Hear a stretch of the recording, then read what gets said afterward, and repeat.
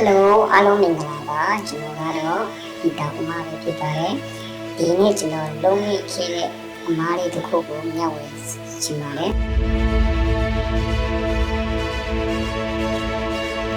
အားလုံးလည်းဒီထားရအောင်လို့ဒါလေးကတော့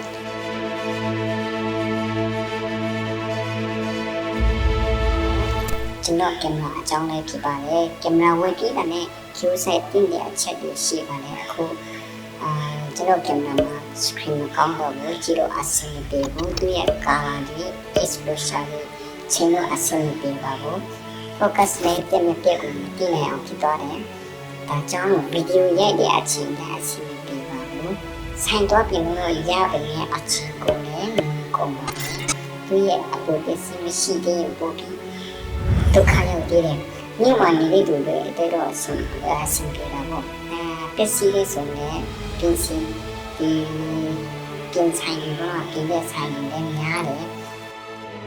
ဒါပေမဲ့ကျွန်တော်နေတဲ့နေရာမှာတော့ကျွန်တော်ပြင်ဆိုင်တွေမရှိသေးပါဘူးတော်တော်ဒီဒုက္ခရောက်နေပါတယ်ဘာကြောင့်ဒီလိုဖြစ်သွားလဲဆိုတော့